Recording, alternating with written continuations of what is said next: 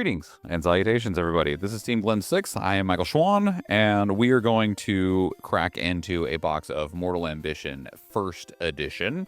There is a AMB Alter that is out at this point, but there is still, at least if you are in the United States, a immense amount of First Edition Mortal Ambition still kind of floating around out there. They had initially delayed Alter Edition for Mortal Ambition because it wasn't selling through very well, but the game got a lot more popular over in Southeast Asia, particularly around countries like Malaysia and Singapore, and they were having trouble keeping Mortal Ambition in stock, and then, of course, shipping things overseas is pretty rough at this point.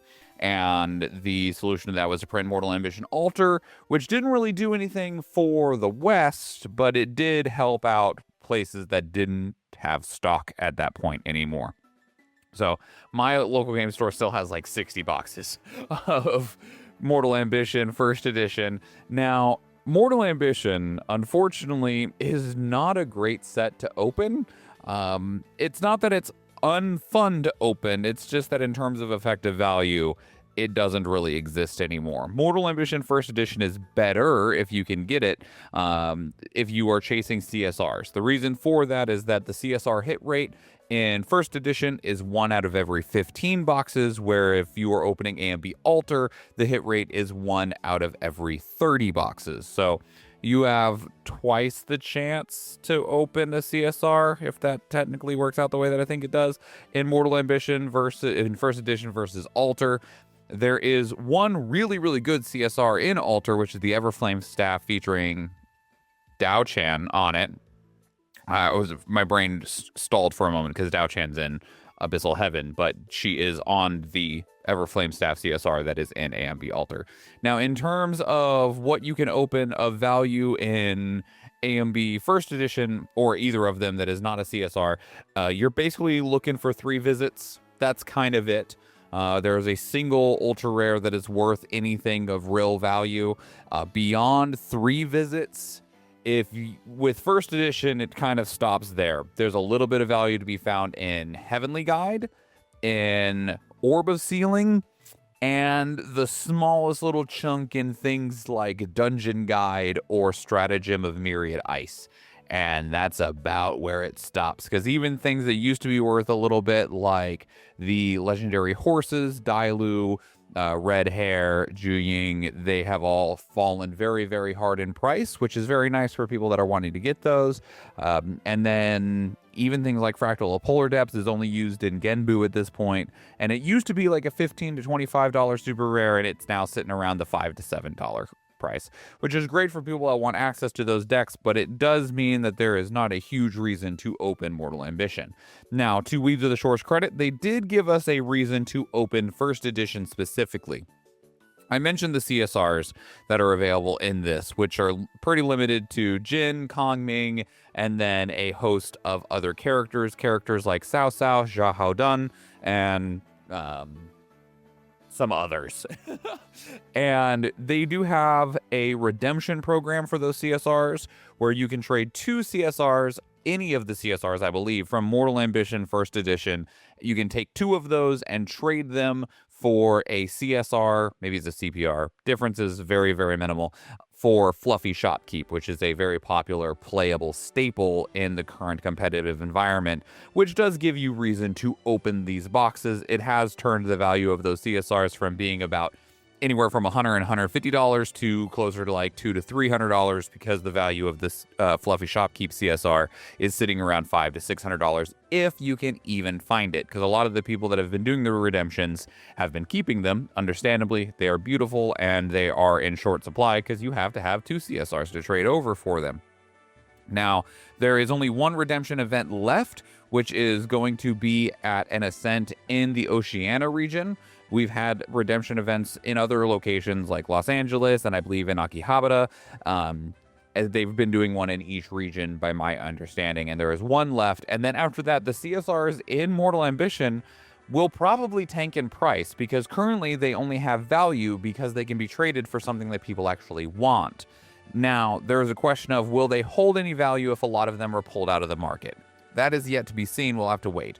But for the time being, let's go ahead and jump into a box of Mortal Ambition First Edition. And really, like I said, the only things we can super hope for, there's some foils. I mean, obviously, like a foil Imperial Seal would be cool.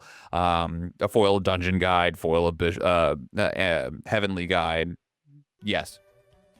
Things like that. There are some foils that would be welcome pulls.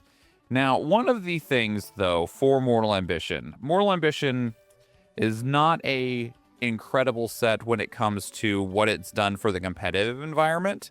It is all based around the Romance of the Three Kingdoms, which is why we see characters like Lubu and Cao Cao and stuff like that.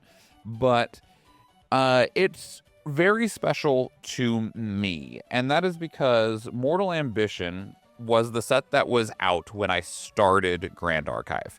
Now, that's not the reason that it is special to me. It is because this set has 15 card booster packs. And the reason that this set has 15 card booster packs is because Mortal Ambition is the only set that you are able to draft. And that is a very big deal to me because I really love limited formats. And currently, Mortal Ambition is the only one of those that exists. We're just going to move our way through these. I won't talk too much about the cards unless I see something that I would like to talk about in a more specific sense. But it does mean that for people that are just like chasing things in Mortal Ambition, you can be a little rough because you do get more cards per pack. More cards per pack means more bulk, and that can be really rough. If I see particular playables, like Wisdom's Reprise is a pretty popular one, although it has fallen out of favor as we got a new card in RDO that people are a little bit more apt for. No, it's not. It's still Wisdom's Reprise. It just has new art. Ignore me. I apologize. But because there's more cards, it does lead to more bulk, and people don't like having a ton of bulk. And I understand bulk can be, well, for lack of a better word, bulky. Mandate of Honor.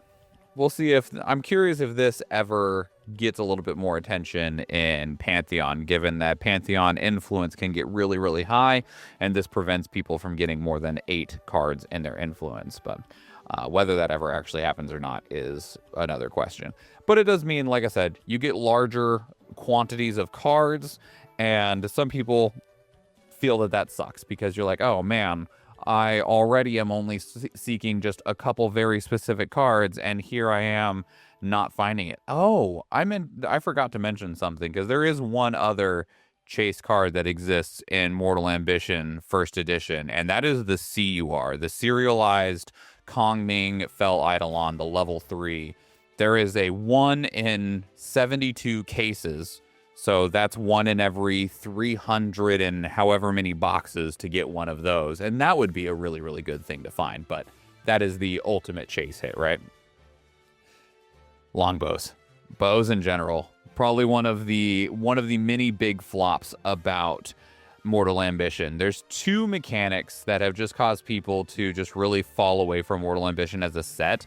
One of which was bows. They didn't actually get as much attention as people like to talk about them getting, given that there's actually only like 3 bows and only like 4 arrows or something like that across both sets, across both Mortal Ambition and Abyssal Heaven. There's not actually very many bows and arrows, but people like to talk about how it's just this horrible mechanic that didn't work. And I don't think it's actually bad. I think the problem is that bows didn't get any support at all, really. Bows, the problem with all of the weapons that require ammunition is that they also are CSR ultra rares in here. I see it peeking around the side there. Means we hit it real early, and I don't think that's 3 visits. I think that's one of the pole arms, but we will see all the same. I don't actually think bows are bad. The problem is that all of the equipment that is a gun, an Aether Wing, a bow, they are good because Diana gets them for you. And there is not a champion that gets you a bow. I do think that there are good things about the bows and arrows, and that is, yeah, it is a Sundering Moon. So that is our ultra rare. So it means we did not get the 3 visits, which means this box is, unless we hit a CSR, is going to be very, very bad for us. So bows have pretty good durability. compared to a lot of other equipment. Now, Aether Wings make up for that a little bit. Aether Wings have pretty good durability compared to most of the guns. However, arrows have really high damage additions that they add to the bow themselves. So you can get some, like, look at this. Savage Arrow, it adds 3 damage. Like, even the higher damage bullets, like Incendiary and Steel Slug and stuff, they only add, like, 2. And there's some of the bows that also get a significant amount more damage if they're loaded. So I don't think that bows trying to be the, like, I'm going to call them like the Guardian equivalent of ranged weapons, I think is a perfectly fine option of where you do these big charged up attacks. I think that is, even Molten Arrow, 3 damage. I do think that there is value in that, but I also understand why people are like, yeah, but I don't have a way to just get it for free. Because that's one of the big things with Grand Archive as a whole, is anything that lets you skip a materialization is just absolutely huge. And we do not have a champion that will get you a bow. We also don't even have very many ways to get a bow for extra. Because Jin using polearms, we now have polearm Steed from Mortal Ambition Altar. So that will at least let you get a polearm out without needing to use a turn. Because Jin, you know, it's like, oh, you want to use polearms? Yeah, but in terms of warriors, Lorraine gets you a weapon for free, and that's pretty huge, right? Imperial Assassin is our first foil. Well, it's a common. It's still cool. The colors in it are just so good. Gotta really appreciate Grand Archive's foil work.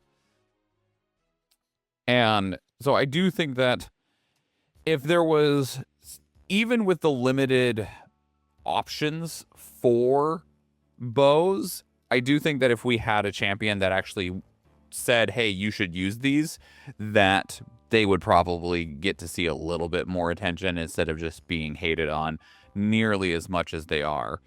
The other mechanic that Weebs of the Shores has not given up on, and we will see if there is one in here for us to talk about, and that is Equestrian.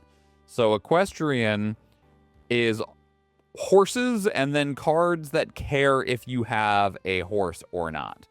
And it never really happened in Mortal Ambition or Abyssal Heaven. Like, there was plenty of cards that care about Equestrian. Like, one of my personal favorites, we'll see if we pull a CSR of her, I'd be very excited, is Cao Cao herself. I think Cao Cao's awesome, but she's only awesome if you are playing an Equestrian style game plan.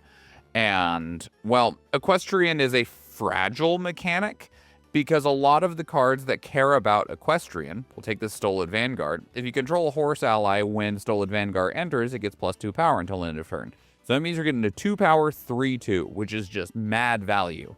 However, if when you play Stolid Vanguard and you have a horse and anything happens to the horse, your Equestrian is dead. And that is just true for basically all of the Equestrian cards, as long as you control. Well, this one you'd be able to get around it because as long as you have a horse, this would only cost 1, and the cost would be checked when it's put onto the stack.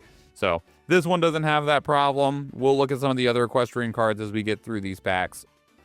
Yeah, as long as you control horse ally, War Marshal is a 3/4, which is really, really strong. But again, oh, I don't want to deal with this War Marshal, but I can deal with that horse a lot easier. We'll just deal with the horse. And doing that, well, it kind of ruins your day because they're getting extra value out of a single piece of removal. Like, I'm able to remove your horse, and it makes your Equestrian cards significantly worse. And that just, that's a rough state. Now, that said, there are some good horses, such as Ghostsight Mare. Ghostsight Mare is a 2/2 for 3 with True Sight. That's pretty solid, all things considered.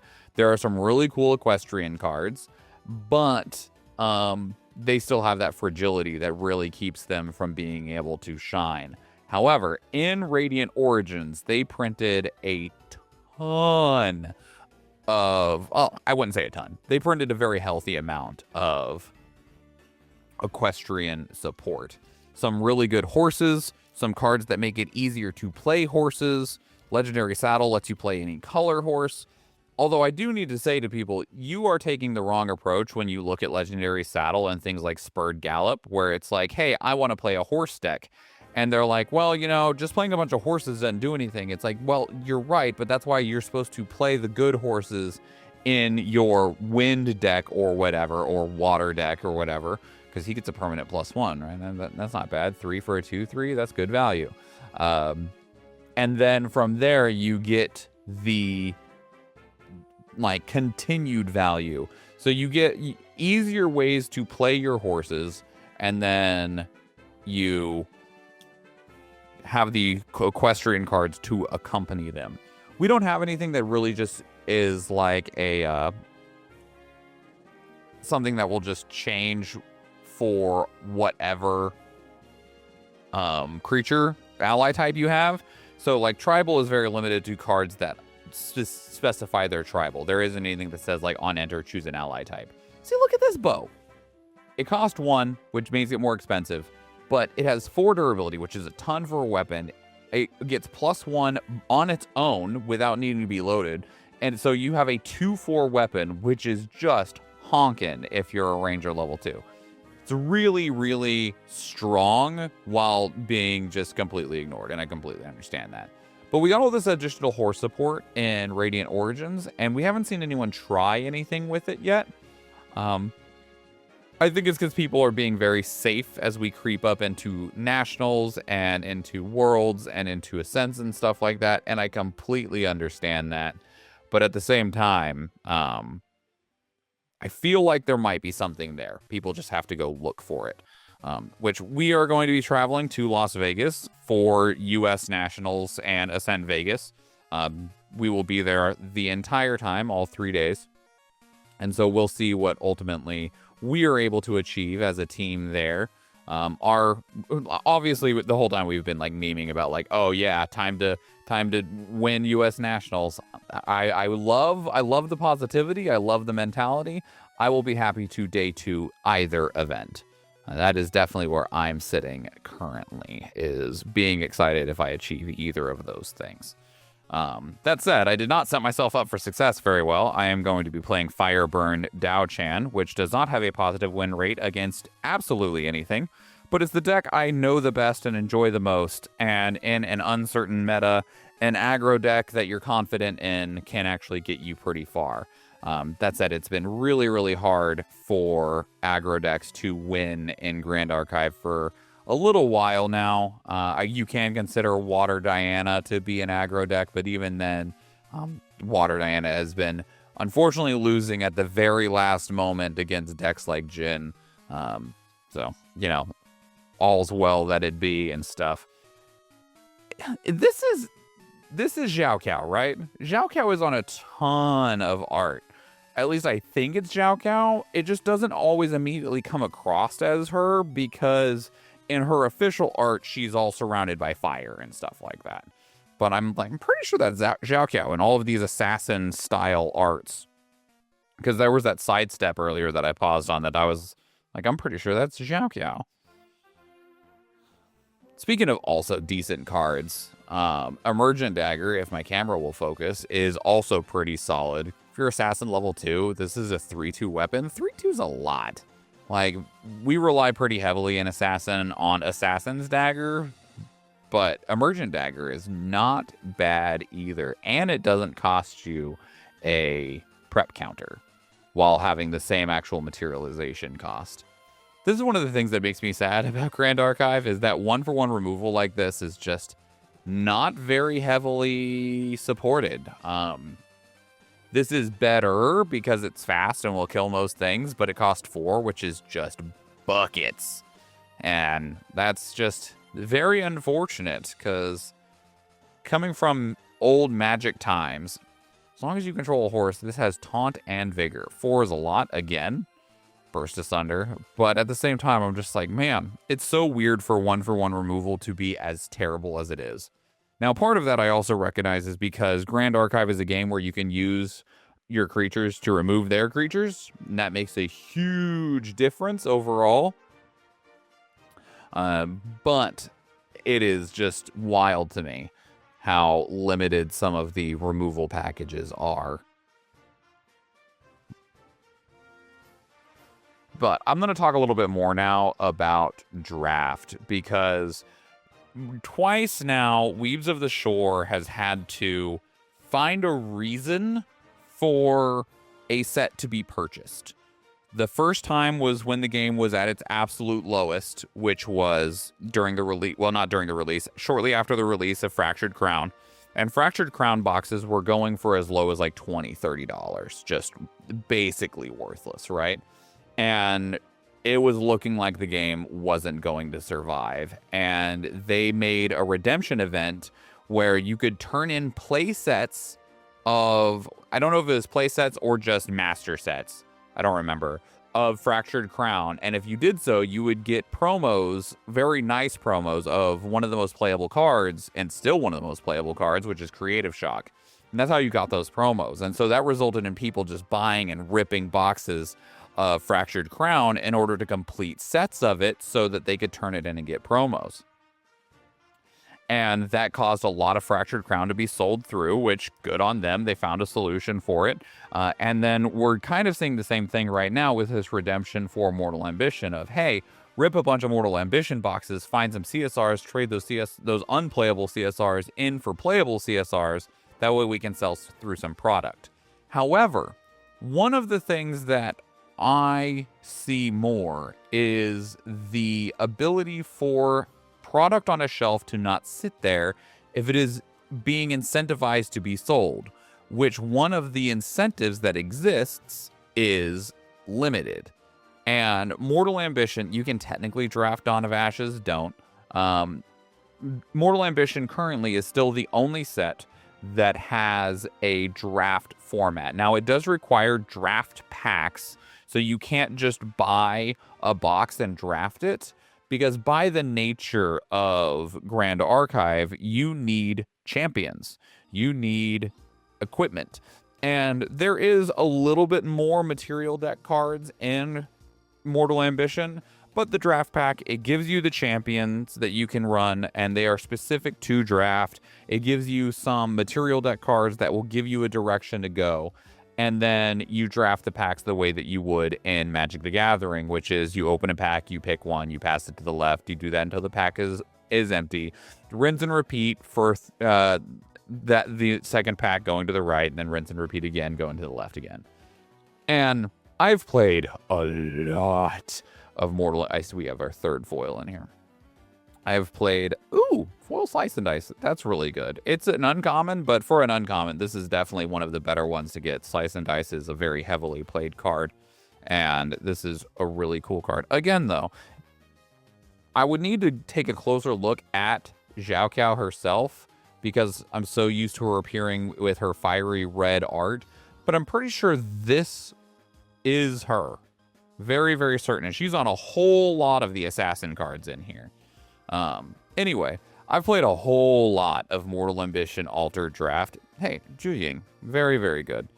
It's only like $2, so in terms of value, it's not there. But he is a good card and cool to see. Used to be a lot more. And Mortal Ambition Draft is a lot of fun. I do think that if you've played it a few times, it's pretty easy to solve for. I think I've only lost one draft now out of the, 20 plus that I've played. And it's because, like, it really just comes down to, like, hey, did you get the assassin champion? Yes, you probably win. If not, draft as many 1/3s as you can find, and you'll probably win. There's a couple other small little things. Like, if you find a Fractal of Mana and a Nascent Blast, you're going to be in a really good spot, because you can empower using the Fractal of Mana or the Tomb of Sorcery to be able to recur your Nascent Blast, to be able to keep full control of the board, and you'll probably win. So it's a pretty easy set to draft once you understand it, but it's still really fun to do so. And it's one of those things of where I'm like, okay, I have opened an inordinate amount of Mortal Ambition compared to what I have opened of probably any other set, because I have been playing limited drafts when they are available. I've played them at our local game store. I've played them at every Ascent that I've went to, and I've really, really enjoyed them a lot. and it has encouraged me. It has given me a reason to open Mortal Ambition. And it's the only set that has that encouragement in it.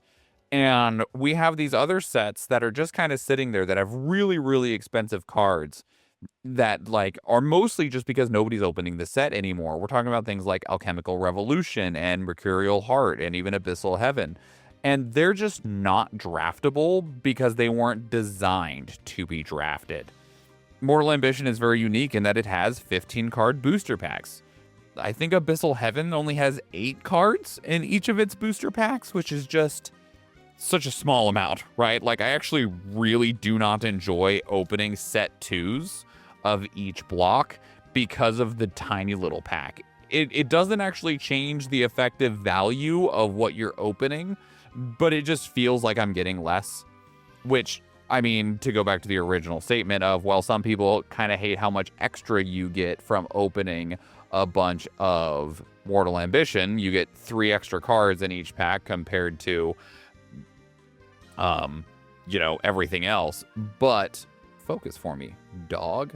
But at the same time, there's a reason for that. And I think that the pain of having some extra bulk is offset by having access to another format, by having access to something that encourages you to open the set, as well as having something that just, like, pushes the game in more directions.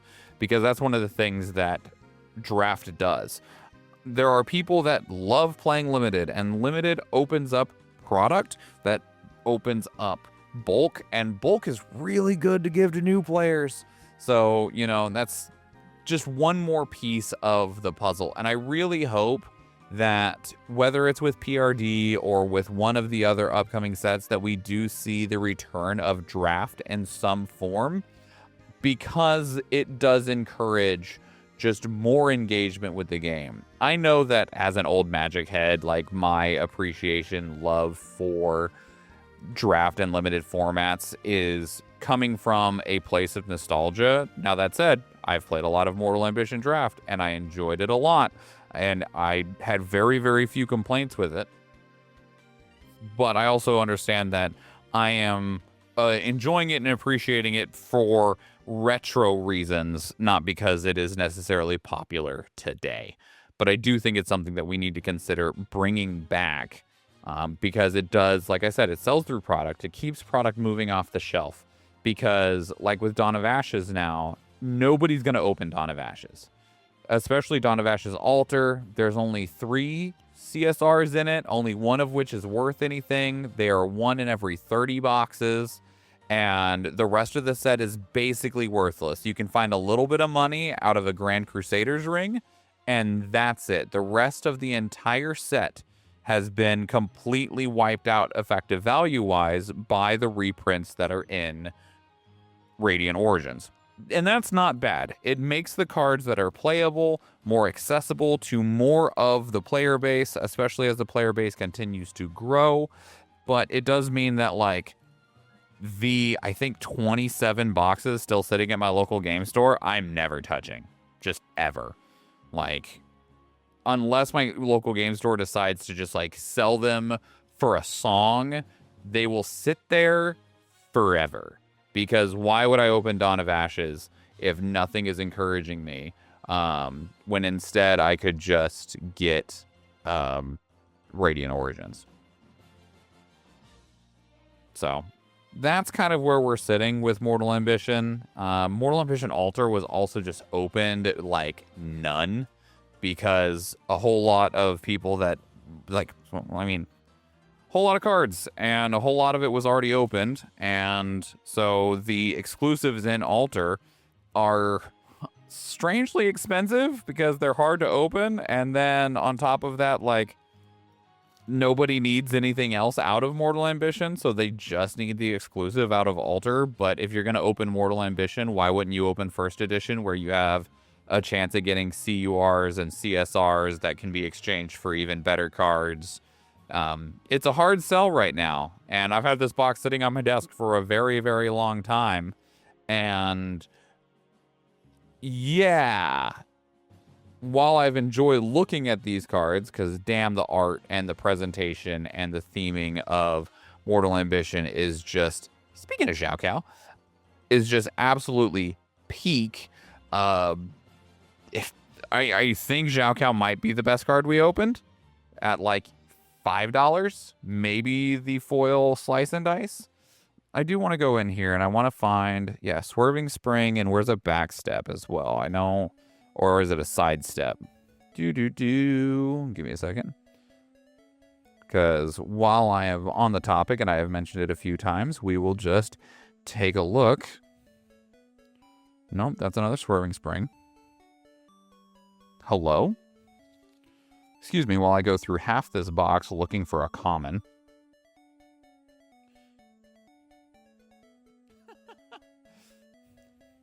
Well, what do you know?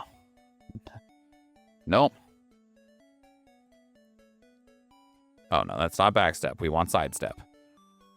Wow. I know I saw one earlier. Wow. It is a common, right? We already have an extraction incision. There is a sidestep. Am I delusional? Is there not sidestep in this set? Am I just thinking of extraction incision? What? Hang on. Maybe I am delusional.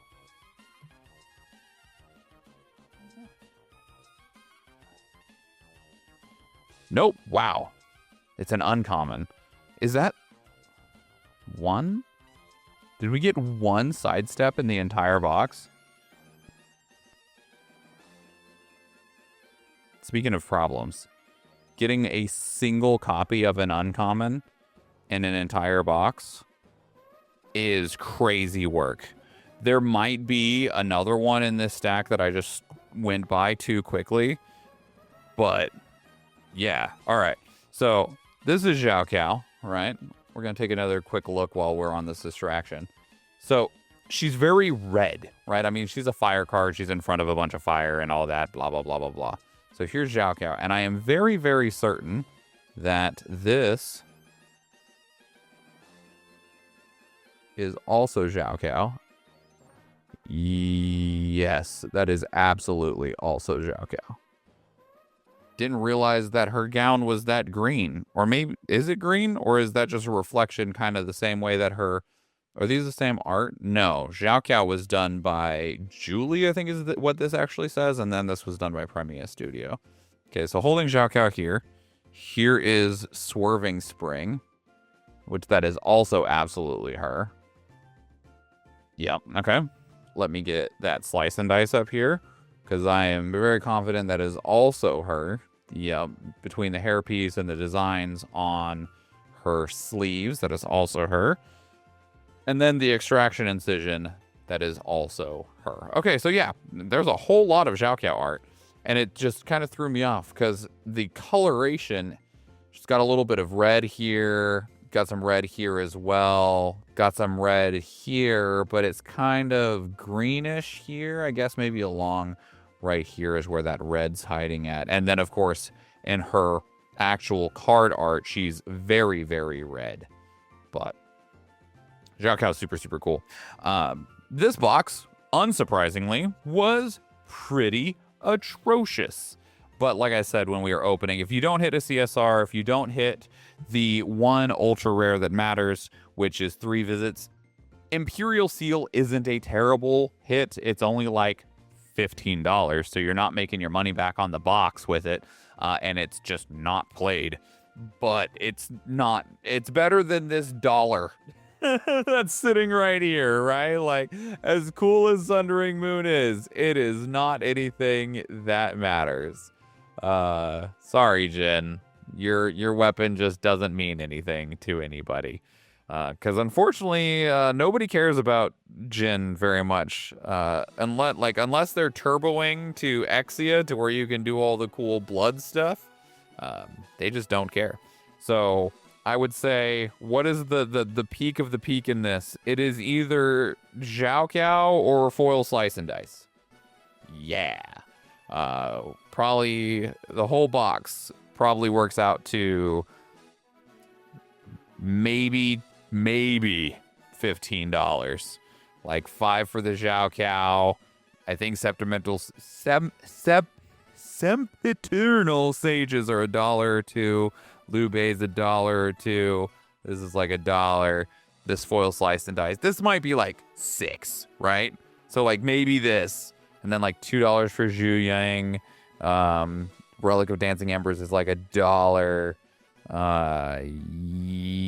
Yeah, and that's it. So thanks everybody for hanging out. Listen to me talk and rip some packs for Mortal Ambition. Like I said, I do still really love this set. It is dear to me because it is the set that we are able to draft, and I really, really love drafting in the TCGs that I take part in.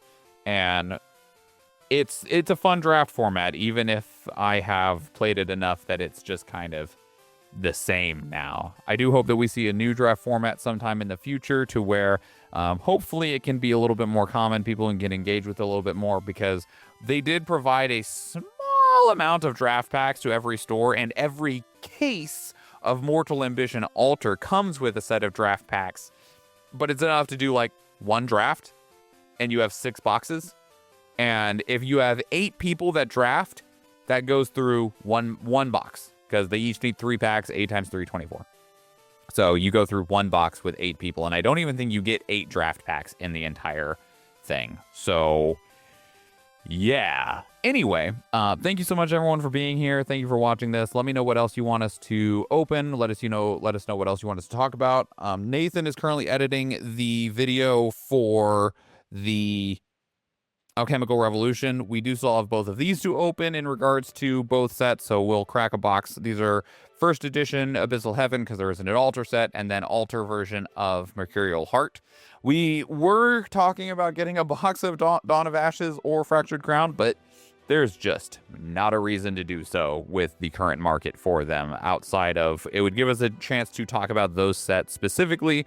And if that's something that you're interested in, let me know and we will happily do so. Let me know what else you want to see, but that is a one box of Mortal Ambition. I hope you all had a good time, and we will see you next time, and maybe see you in Vegas. Peace out. Thanks everybody.